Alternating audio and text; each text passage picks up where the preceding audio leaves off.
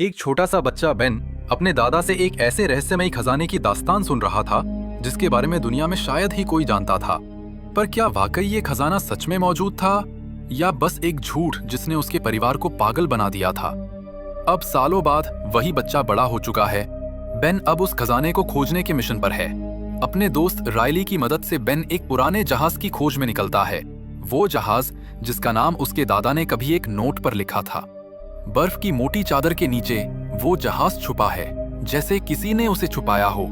ठंडी हवाओं और बर्फ के बीच खुदाई चलती रहती है और आखिरकार वो जहाज सच में मिल जाता है। उस पल सबको यकीन हो गया, शायद बेन के दादा सच बोलते थे। बेन अपने स्पॉन्सर इयन का शुक्रिया अदा करता है क्योंकि उसी ने इस पूरी खोज में पैसा लगाया था। बेन और उसकी टीम जहाज के अंदर घुसते हैं। चारों तरफ अंधेरा, ठंड और सन्नाटा, बस नीचे रखे बारूद के डिब्बों की हल्की सी गंध। और तभी बेन की नजर एक डेड बॉडी पर पड़ती है जो अपनी आखिरी सांसों में एक डिब्बे को पकड़े हुए था। डिब्बा खोला गया, अंदर था एक पुराना पैकेज और उस पैकेज में सिर्फ एक पाइप। सब निराश हो जाते हैं, लेकिन बेन की नजर उस पाइप पर कुछ अजीब नोटिस करती है। वो अपने खून से उस पर उकेरे अक्षरों को पढ़ने की कोशिश करता है और तभी पता चलता है ये तो अगला सुराग है। यंग गुस्सा हो जाता है, इतना पैसा, इतनी मेहनत और बदले में सिर्फ एक सुराग। लेकिन बेन मुस्कुराता है क्योंकि उसे समझ आ गया है ये सुराग सीधे इशारा करता है अमेरिका के सबसे कीमती दस्तावेज, डिक्लेरेशन ऑफ इंडिपेंडेंस के पीछे। लेकिन आखिर उस डॉक्यूमेंट के पीछे ऐसा क्या छुपा था जिसे जानने के लिए कोई अपनी जान जोखिम में डाल दे? इयन हैरान और फिर धीरे से कहता है, तो फिर उसे चुरा लेते हैं। ये सुनकर बेन पीछे हटता है, नहीं, मैं ऐसा नहीं होने दूंगा। और तभी इयन के इशारे पर बेन के ऊपर बंदूकें उड़ जाती हैं। अब बस एक गलत हरकत और सब खत्म। लेकिन इयन जानता है अगर बेन मर गया तो रहस्यों को कौन सुलझाएगा। तब इयन ने रायली को जान से मारने की धमकी दी। माहौल एकदम गर्म हो गया था। बेन ने देखा कि बात और बिगड़ सकती है तो उसने एक फ्लेयर स्टिक जला दी और चेतावनी दी, अगर कोई हिला तो मैं इसे बारूद पर फेंक दूंगा। सबको लगा ये सिर्फ डराने की बात है, पर बेन ने सचमुच फ्लेयर फेंक दी। इयन ने उसे पकड़ने की कोशिश की, पर उसे पता तक नहीं था कि उसके हाथों पर भी थोड़ा सा बारूद लगा हुआ है। अचानक आग फैल गई, फ्लेयर नीचे रखे बारूद पर जा गिरी और भयानक धमाका हो गया।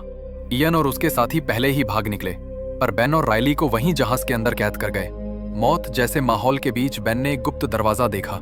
दोनों किसी तरह उस दरवाजे से बाहर निकल गए और जहाज पूरी तरह से ध्वस्त हो गया। इयन ने सोचा कि अब वे मर चुके हैं। शहर लौटकर बेन और रायली सीधे FBI मुख्यालय गए और चेतावनी दी कि कुछ ही दिनों में कोई डिक्लेरेशन ऑफ इंडिपेंडेंस चुराने वाला है। लेकिन अफसोस, उनकी बातों पर किसी ने भरोसा नहीं किया। फिर वे नेशनल आर्काइव्स संग्रहालय पहुंचे जहां वो महत्वपूर्ण दस्तावेज रखा था। उन्होंने वहां की निर्देशक एबिगेल से मिलने की कोशिश की और अपनी पूरी कहानी सुनाई, पर एबिगेल ने उनका विश्वास नहीं किया। उसने माना कि ये सब अफवाह या किसी का नाटक है। जब वे ऑफिस से बाहर निकले और उस दस्तावेज को निहार रहे थे, तभी बेन ने चुपके से कहा, हमें ये दस्तावेज खुद ही उठा लेना चाहिए, वरना ये इयन के हाथ लग जाएगा। रायली ने हैरानी से कहा कि ये तो असंभव है, यहाँ सुरक्षा कड़ी है और चोरी नामुमकिन है। बेन ने शांत होकर अपनी योजना बताई, हमें ऐसा तरीका अपनाना होगा कि दस्तावेज को वहां से हटाकर प्रिजर्वेशन रूम में भेज दिया जाए, क्योंकि वहां सुरक्षा कम रहती है। रायली को इस प्लान पर पूरा भरोसा नहीं था, पर वो आखिरकार बेन का साथ देने को तैयार हो गया। दोनों ने पूरी योजना तैयार की। उन्हें चाहिए थे एबिगेल के फिंगरप्रिंट्स और प्रिजर्वेशन रूम के कोड्स। बेन ने एबिगेल को एक खूबसूरत गिफ्ट भेजा जिसमें एक खास केमिकल लगा था। जैसे ही एबिगेल ने कोड डालने के लिए बटन दबाएगी, उसके फिंगरप्रिंट्स वहीं रह जाएंगे। सब कुछ अब तक प्लान के मुताबिक चल रहा था। लेकिन उधर इयन भी अपनी टीम के साथ तैयार था। वो म्यूजियम में होने वाली बड़ी डांस पार्टी के दिन अटैक करने वाला था और इससे बेन बुरी तरह फंसने वाला था। पार्टी के दिन डॉक्यूमेंट्स को प्रिजर्वेशन रूम में भेज दिया गया। बेन स्टाफ का भेस बनाकर आसानी से अंदर पहुंच गया। वहां उसने कपड़े बदले और एबिगेल से टकराया। बेन ने झूठ कहा कि उसने म्यूजियम को बड़ा डोनेशन दिया है। मौका मिलते ही उसने उसका शैंपेन ग्लास उठा लिया जिस पर उसके फिंगरप्रिंट्स लगे थे। उधर इयन और उसके आदमी अंडरग्राउंड टनल से अंदर आ चुके थे। रायली कैमरों से बेन की मदद कर रहा था, लेकिन इयन के एक आदमी ने उनका सिस्टम ब्लॉक कर दिया। अब बेन अकेला था। उसने डॉक्यूमेंट्स को पूरे फ्रेम समेत लिफ्ट से नीचे ले जाने का फैसला किया। जैसे ही वो बाहर निकला, इयन के लोग सामने आ गए। सब हैरान रह गए क्योंकि उन्हें लगा था बेन मर चुका है। उन्होंने गोलियां चलाईं, लेकिन बुलेट प्रूफ ग्लास ने बेन की जान बचा ली। किसी तरह वो लिफ्ट में घुस गया और डॉक्यूमेंट्स को उसके कवर से निकाला। बाहर एबिगेल ने उसे देख लिया और पीछा करने लगी। जैसे ही बेन ने डॉक्यूमेंट वैन में रखा, एबिगेल ने चिल्लाकर कहा, तुम क्या कर रहे हो? वो सब समझ गई और पुलिस बुलाने लगी। तभी इयन के लोग वहां पहुंच गए और एबिगेल को पकड़ लिया। बेन ने उसे बचाने की कोशिश की, लेकिन देर हो चुकी थी। इस बीच चोरी का पता चल गया। पूरा म्यूजियम लॉकडाउन में चला गया और एफबीआई पहुंच गई। इयन की वैन में उसने एबिगेल से कहा, डॉक्यूमेंट्स मुझे दे दो, लेकिन एबिगेल ने साफ मना कर दिया। अचानक उनकी वैन के सामने एक गाड़ी आ गई। ड्राइवर ने झटका देकर मोड़ काटा और सब पीछे गिर पड़े। एबिगेल ने इस मौके का फायदा उठाया, दरवाजा खोलकर कूदने की कोशिश की, पर पूरी तरह निकल नहीं पाई और वैन के दरवाजे से लटक गई। उधर बेन और रायली भी पीछे थे। उन्होंने एबिगेल को देखा और वैन के करीब पहुंच गए ताकि उसकी मदद कर सकें। इसी बीच इयन ने उसे पकड़कर डॉक्यूमेंट्स छीन लिया। तभी मौका देखकर बेन ने एबिगेल को अपनी वैन में खींच लिया और तेजी से निकल गए। इयन को लगा कि उसके हाथ खजाना लग गया, लेकिन जब उसने वैन रोकी और डॉक्यूमेंट्स खोला तो वो नकली निकला। बेन उन्हें चकमा देकर असली डॉक्यूमेंट्स लेकर भाग गया था। एबिगेल बहुत गुस्से में थी। तुमने नेशनल डॉक्यूमेंट चुराया और अब वो गुंडों के हाथ में है। लेकिन बेन ने असली डॉक्यूमेंट्स दिखाया और कहा, मैंने एक नकली भी खरीदा था ताकि अगर कुछ गड़बड़ हो तो असली वाला सुरक्षित रहे। उसने समझाया कि उसका मकसद चोरी नहीं था, बल्कि इयन को रोकना था, जो खजाने के पीछे पागल हो चुका है। अब उनके सामने अगली चुनौती थी, उस डॉक्यूमेंट पर छिपे सुराग को पढ़ना। बेन और रायली ने कहा कि उस पर कोई केमिकल लगाकर छिपे शब्द दिखाए जा सकते हैं, पर एबिगेल ने मना कर दिया। ऐसा करने से ये खराब हो जाएगा। रायली मुस्कुराया, चिंता मत करो, हम कुछ भी नुकसान नहीं पहुंचाएंगे। समस्या ये थी कि सारा सामान बेन के घर पर था और अब वहां जाना नामुमकिन था, क्योंकि उसने म्यूजियम में अपना कार्ड इस्तेमाल किया था और अब एफबीआई उसे ट्रैक कर रही थी। उन्होंने वैन को साइड में रोका और अगला कदम सोचने लगे। बेन बोला, कुछ जरूरी चीजें मेरे घर पर हैं। फ्रैंकलिन नाम के आदमी के कुछ पुराने लेटर्स जिनमें अगले सुराग छिपे हैं। तभी उसे याद आया, उनकी कॉपी मेरे पिता के पास है। उसने फैसला किया कि वो वहीं जाएगा। थोड़ी बहस के बाद एबिगेल भी उनके साथ जाने को तैयार हो गई। अब वो भी देखना चाहती थी कि आखिर ये खजाना है क्या। उधर एफबीआई एजेंट सडुस्की ने बेन के घर पर छापा मारा। उन्हें कई दस्तावेज और वो लेटर्स भी मिले जिनकी कॉपी बेन खोज रहा था। सडुस्की ने अपने लोगों को आदेश दिया, बेन के परिवार को भी ट्रैक करो। थोड़ी देर बाद बेन अपने पिता पैट्रिक के घर पहुंचा। पैट्रिक ने नाराज होकर कहा, मेरा सपना था कि तुम मुझसे मिलने आओगे, लेकिन आए खजाने के लिए। पैट्रिक गुस्से में बोला, तुम कुछ नहीं सीखते। मैंने पूरी जिंदगी उस खजाने को ढूंढने में बर्बाद कर दी। वो खजाना असल में कभी था ही नहीं, बस एक कहानी थी, दुश्मनों को गुमराह करने के लिए। लेकिन बेन ने हार नहीं मानी। जब उन्होंने डॉक्यूमेंट के पीछे की सतह देखी तो वहां कुछ रहस्यमयी कोड्स नजर आए। वो कोड्स उन्हीं लेटर्स से जुड़े थे जिनके लिए वो यहाँ आया था। जब बेन ने अपने पिता से लेटर्स मांगे तो पैट्रिक ने कहा, मैंने वो तो पहले ही फिलाडेल्फिया के एक म्यूजियम को दे दिए हैं। ये सुनकर बेन, एबिगेल और रायली वहां से निकल पड़े। कुछ देर बाद जब एफबीआई एजेंट सेदुस्की पैट्रिक के घर पहुंचा तो अंदर का नजारा देखकर चौंक गया। पैट्रिक कुर्सी से बंधा हुआ था। उसने गुस्से में कहा, मेरा बेटा मुझे ऐसे ही बांध के चला गया और मेरी गाड़ी भी ले गया। सेदुस्की ने तुरंत अपने लोगों को आदेश दिया, गाड़ी का नंबर ट्रैक करो, वो ज्यादा दूर नहीं गया होगा। उधर इयन भी अपनी चाल चल चुका था। उसे अब समझ आ गया था कि जहाज में मिला सुराग उन्हीं पुरानी चिट्ठियों से जुड़ा है। थोड़ी रिसर्च के बाद उसने पता लगाया कि फिलाडेल्फिया में उन लेटर्स की कॉपी मौजूद है और वो भी उसी वक्त वहां के लिए निकल पड़ा। वहीं दूसरी ओर रायली कोड्स पर काम कर रहा था कि तभी एक छोटा बच्चा उसके पास आया। रायली उलझा हुआ था, पर वो बच्चा कमाल का निकला। उसने सारे कोड बड़ी आसानी से सॉल्व कर दिए। इसी बीच इयन भी वहां पहुंच गया। जब बच्चे ने आखिरी शब्द डिकोड करने की कोशिश की तो वो इयन से टकरा गया। इयन को शक हुआ। उसने बच्चे का पीछा शुरू कर दिया, लेकिन जब तक वो लौटा रायली वहां से निकल चुका था, क्योंकि उसने खुद ही आखिरी कोड सुलझा लिया था। रायली सीधा बेन और एबिगेल के पास पहुंचा और बताया कि लेटर से जो मैसेज निकला है वो इंडिपेंडेंस हॉल के बाहर वाली पुरानी घड़ी की ओर इशारा करता है। तीनों तुरंत वहां पहुंचे। बेन ने घड़ी की दिशा को फॉलो किया और दीवार की एक ईंट पर अजीब सा निशान देखा। उसने ईंट हटाई और अंदर से निकला एक पुराना रहस्यमयी चश्मा। बेन ने वो चश्मा पहना और डिक्लेरेशन ऑफ इंडिपेंडेंस के पीछे छिपे नक्शे को देखा। उसे कुछ चमकते हुए निशान और कुछ शब्द दिखाई दिए, जैसे खजाने का रास्ता खुद सामने आ गया हो। लेकिन तभी उसने देखा कि इयन और उसके आदमी वहीं आसपास घूम रहे हैं। दरअसल इयन ने भी बच्चे को पैसे देकर वो मैसेज जान लिया था। उन्होंने तुरंत प्लान बनाया, हम तीनों अलग अलग होंगे। एबिगेल और रायली के पास डॉक्यूमेंट था और वे भीड़ में गुम हो गए, पर किस्मत को कुछ और ही मंजूर था। एक बस उनके सामने आ गई और अफरा तफरी में इयन ने उनसे डॉक्यूमेंट छीन लिया। घबराई हुई एबिगेल ने तुरंत फोन उठाया। बेन, वो डॉक्यूमेंट इयन के पास चला गया। बेन ने कहा, चिंता मत करो, गाड़ी के पास मिलते हैं।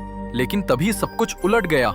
FBI को बेन की गाड़ी पहले ही मिल चुकी थी और जैसे ही बेन वहां पहुंचा, एजेंट सैडुस्की ने उसे गिरफ्तार कर लिया। थोड़ी देर बाद एबिगेल और राइली भी वहां पहुंचे, लेकिन FBI को देखकर चुपके से निकल गए। अब बेन एजेंसी की कस्टडी में था, जहां उसने सैडुस्की को पूरी कहानी बताई। कैसे उसने डॉक्यूमेंट चुराया, कैसे एक के बाद एक पहेलियां सुलझी। जब एजेंट सैडुस्की ने बेन के पास से मिले पुराने चश्मे देखे, तभी बेन के फोन की घंटी बजी। स्क्रीन पर नाम था इयन।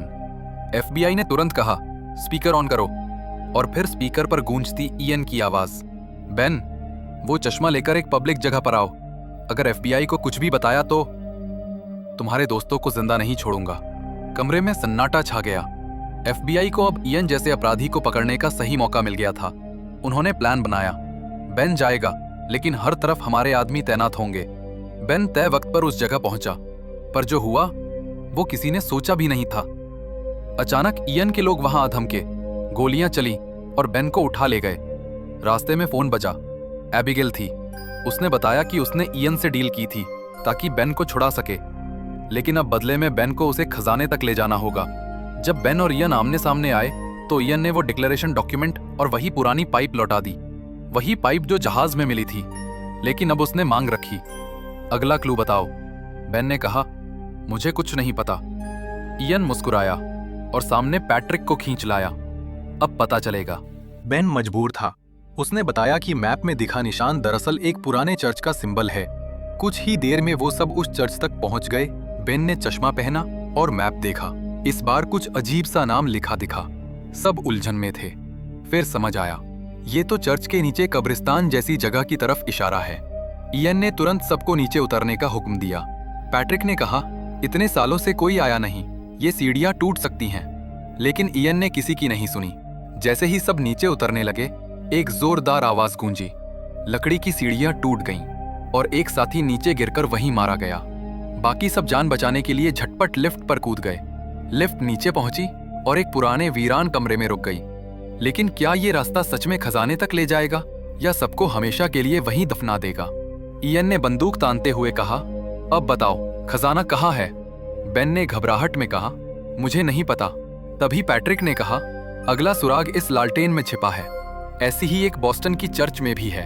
इयन ने मुस्कुराकर कहा, तो वहीं जा रहा हूं। और जाते जाते बोला, जब खजाना मिल जाएगा तब लौटूंगा तुम्हें दफनाने। राइली ने थरथराती आवाज में कहा, मतलब हम यहीं मरने वाले हैं? पैट्रिक मुस्कुराया, शायद नहीं, हमने इयन से झूठ कहा था। वो लालटेन बस एक डिस्ट्रैक्शन थी। फिर उन्होंने उस कमरे में छिपा एक और सुराग ढूंढ निकाला और जैसे ही वो उसे फॉलो करते गए, उनके सामने खुल गया एक नया रहस्यमयी कमरा, जहां की दीवारें, हवा और हर चीज ये कह रही थी, तुमसे पहले भी कोई यहां आ चुका है। बेन थोड़ा निराश हो गया और अपने पिता पैट्रिक से बोला, शायद आप सही थे, कोई खजाना था ही नहीं। पैट्रिक मुस्कुराया और बोला, इतना हताश मत हो बेटा, बस हमसे पहले कोई यहां पहुंच गया। बेन उन दीवारों को ध्यान से देखने लगा और तभी उसे एक खास ताला दिखा जिसमें एक हिस्सा गायब था। उसका आकार बिल्कुल उसी पाइप जैसा था जो उन्हें जहाज में मिली थी। बेन ने पाइप निकाली और जैसे ही उसे ताले में लगाया, दीवार खुल गई और उनके सामने था सदियों पुराना खजाना। सोने चांदी के सिक्के, ज्वेलरी, एंटीक वस्तुएं और वो किताबें जो इतिहास में खो गई थी। पैट्रिक की आंखों में चमक थी। उनका जीवन भर का सपना सच हो चुका था। कुछ ही देर में उन्हें बाहर जाने का रास्ता भी मिल गया। बाहर पहुंचकर बेन ने सैडुस्की को कॉल किया और सब कुछ बता दिया, लेकिन उसने कुछ शर्तें रखी। एबिगेल पर कोई एक्शन ना लिया जाए, खजाने का श्रेय उसके परिवार को मिले, राइली को हिस्सा दिया जाए और सबसे जरूरी, उसे जेल न भेजा जाए। सैडुस्की ने सब मंजूर कर लिया और जल्द ही इयन भी पकड़ा गया जब वो बॉस्टन चर्च में घुसने की कोशिश कर रहा था। खजाना दुनिया भर के म्यूजियम्स में बांट दिया गया। कुछ समय बाद तीनों एक साथ घूम रहे थे। राइली ने मजाक में कहा, भाई सरकार के दिए पैसे तो ले लेते। बेन बस मुस्कुराता है। राइली अपनी नई कार में बैठा।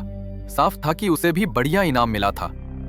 आखिरी सीन में बेन और एबिगेल अपने नए घर में दाखिल होते हैं और मूवी यही खत्म हो जाती है।